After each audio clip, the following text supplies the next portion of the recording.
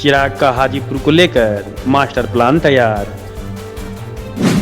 नीतीश से मिलकर पशुपति पारस ने भी चौंकाया।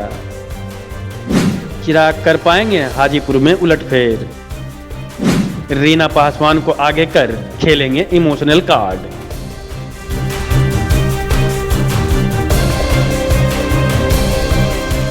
लोकसभा चुनाव को लेकर बिहार की राजनीतिक पार्टियां पूरी तरह से चुनावी मोड में आ चुकी है। खासकर नीतीश कुमार के पाला बदलने के बाद से राज्य में राजनीतिक हलचल तेज हो गई है। अगर देखा जाए तो नीतीश कुमार के पलटने का असर इंडिया गठबंधन के साथ साथ एनडीए पर भी पड़ता हुआ नजर आ रहा है, क्योंकि अभी तक एनडीए में भी सीट बंटवारा नहीं हुआ है।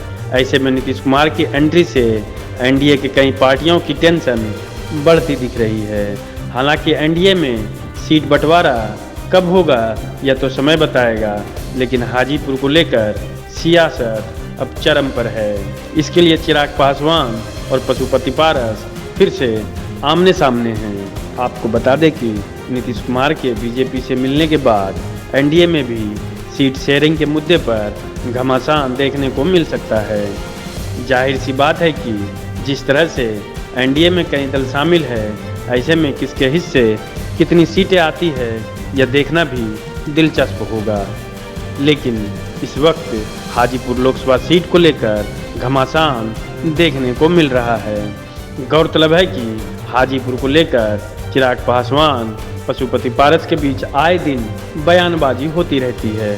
वहीं चिराग पासवान ने तो बीते दिनों हाजीपुर में अपनी मां रीना पासवान के साथ जोरदार शक्ति प्रदर्शन कर लोगों को चौंका दिया था। ऐसा करके उन्होंने कहीं न कहीं यह संकेत दिया था कि इस बार वह अपनी मां को ही अपने पिता के कर्मस्थल से उम्मीदवार बना सकते हैं। जाहिर सी बात है कि अगर रीना पासवान लोजपा रामविलास की तरफ से उम्मीदवार बनती है तो यह चिराग पासवान का सबसे बड़ा दाव समझा जाएगा। वैसे भी हाजीपुर की जनता रामविलास पासवान को दिल खोलकर समर्थन करती रही है। ऐसे में उनके गुजरने के बाद अगर उनकी पत्नी चुनावी मैदान में उतरती है तो जनता का इनसे भावनात्मक लगाव भी हो सकता है। इसके अलावा चिराग पासवान की भी लोकप्रियता दिन ब दिन बढ़ती रही है।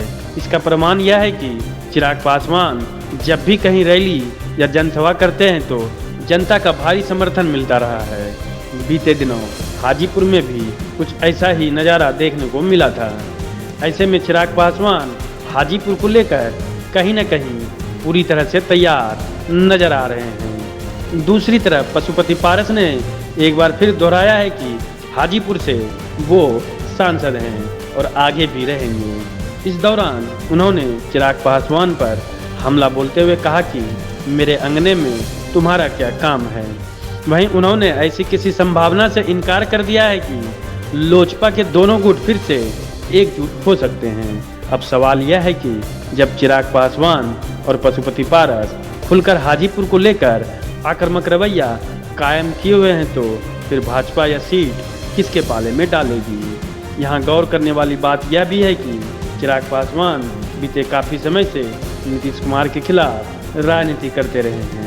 वहीं उन्होंने जदयू की फिर से एनडीए में एंट्री होने पर यह साफ कर दिया है कि अगर इस बार भी सरकार नीतीश मॉडल पर कायम रहा तो उनका विरोध जारी रहेगा। वैसे उन्होंने पीएम मोदी के प्रति अपनी निष्ठा को फिर से दोहराया। इसका अर्थ यह है कि चिराग पासवान फिलहाल नीतीश कुमार के एनडीए में आने के बाद भी बीजेपी के साथ मिलकर चलने को तैयार दिख रहे हैं। ऐसे में चर्चा यह है कि अगर बीजेपी ने हाजीपुर को लेकर भी उनके साथ कोई खेला किया तो फिर चिराग पासवान भी बड़ा फैसला लेते नजर आ सकते हैं। यानी कि पशुपति पारस और चिराग पासवान दोनों ही हाजीपुर को लेकर बीजेपी पर दबाव बनाना शुरू कर दिया है। अब देखना यह है कि बीजेपी के तरफ से हाजीपुर में किसकी दावेदारी पक्की होती है। आज के अंक में बस इतना ही, लेकिन अगले अंक में कोई और सियासी कहानी पर चर्चा करेंगे। लेकिन ऐसी और कहानियों को सुनने और देखने के लिए समाचार फॉर पीपल लिंक्स का हौसला बढ़ाएं।